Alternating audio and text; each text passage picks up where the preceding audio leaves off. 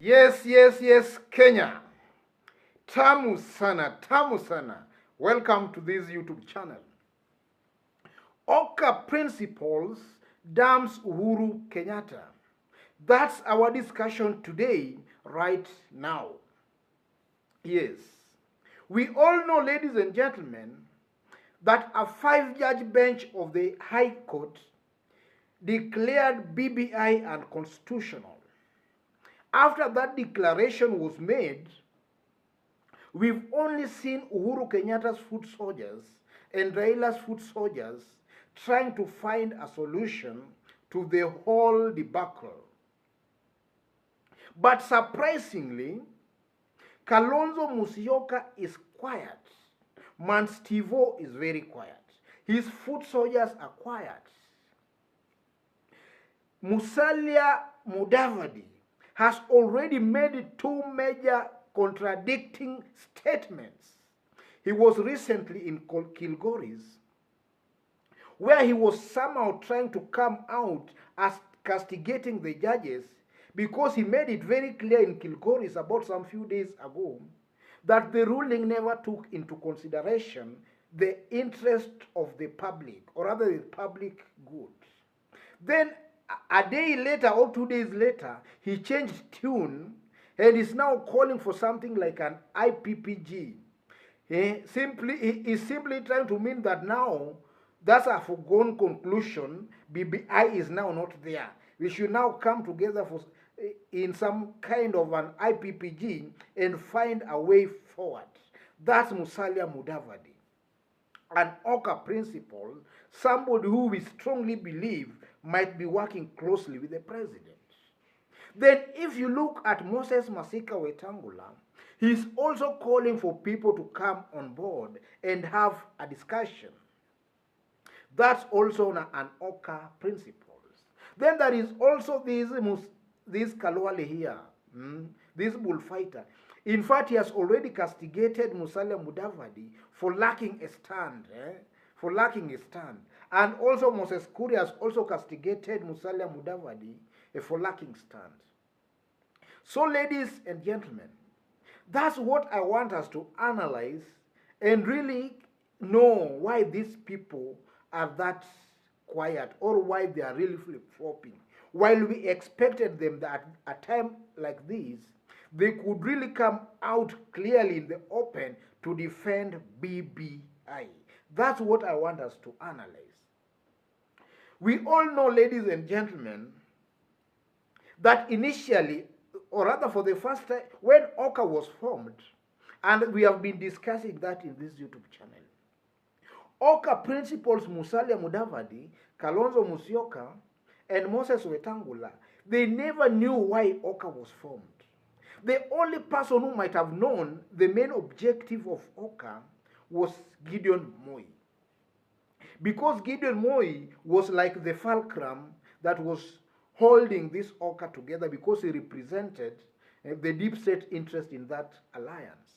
But Kalonzo, Mudavadi, and Wetangula, they never knew the main objective of OKA.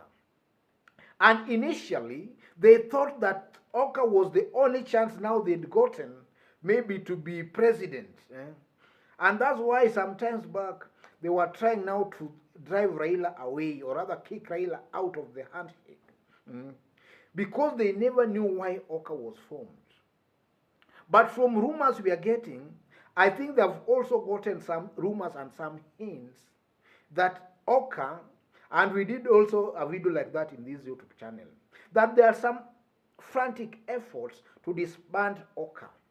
And also there are some frantic efforts to make sure that Kalonzo, Musalia Mudavadi, and Moses Wetangula work closely with Raila Amolo Odinga. There are those maneuvers going on the background. So these OKA principles might have just realized that the OKA was not formed to make them president, but OKA was formed for a different to achieve a different political objective. Now with the High Court 5-judge bench declaring BBI unconstitutional, I tend to believe that these people, they are not sure of where now to stand.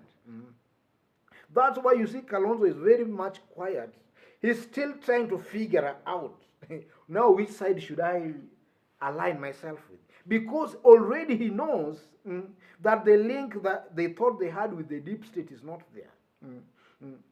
The link is not really there. And then when you see Musalia Mudavadi also flip-flopping on his statement, it simply means that the link maybe they were having some with the deep state sometimes back, that link is broken. Or they have come to realize that it's not about them. They have come to realize that. So they are taking that position simply because they know that maybe they might not benefit a lot even if BBI was to pass. Because it's not going to make them the president. Because sometimes back, the Tanga side was really bringing out some propaganda. Let me call it maybe something like a propaganda, that it was Musalia Mudavadi to be endorsed for the presidency. But that they were trying to bring out something like that, the Tanga side. So these OKA principles have just come to realize that it's not about them. So that can be a reason why they are currently behaving the way they are behaving. The second reason that they might be making them to behave that way is maybe that's their nature. That's their nature. You know, we still remember when Raila was being sworn at Uhuru Park, this trio skipped the swearing in. And they told us that they were blocked. Then sometimes back after they formed OKA, they told us it was an illegal swearing in. Yes, it was an illegal swearing in. So that just exposed that these are leaders who somebody cannot rely on. So Uhuru Kenyatta, initially maybe, he thought he could rely on these leaders to propel his project of Gideon Moi.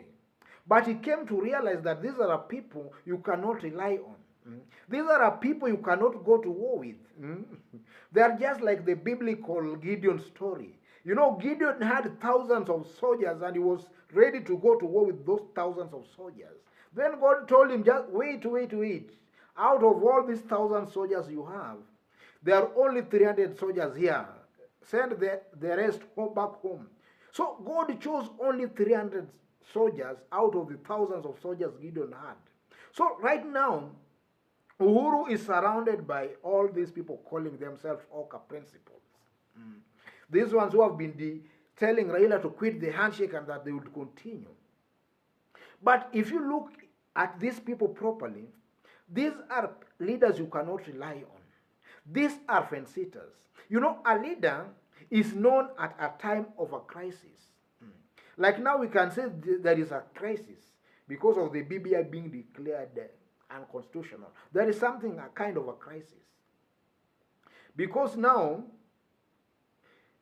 OKA principles, if they were leaders, real leaders who are made of metal, they could have come out clearly to stand by what they say and what they mean. And they mean what they say. Like now, let me give you an example of sometimes after the 2017 election. Upon the Supreme Court nullifying the presidential election, everybody celebrated and everybody knows that was the right thing because the election was largely flawed. But now look at William Ruto. Even though he knew pretty well that the public was supporting the ruling by Maraga, he came out and declared that Watusita cannot overturn the will of millions of Kenyans. That's what William Ruto made at that time. So you can see that this is a leader who can come out to defend come out to defend what he believes in, irrespective of what somebody might be saying. And also history has shown us that such kind of leaders are transformative. They can transform a country. But these fence-sitters cannot transform a country. There are people who will just be sitting on fence as they watch things unfold. They cannot take an initiative to change maybe the lives of the people they lead. And such kind of leaders, we must castigate them and call them for who they are. Now Uhuru Kenyatta should now come out and make his stand known. For now, this BBI case is just exposing the kind of people who Uhuru Kenyatta maybe wanted to, to work with.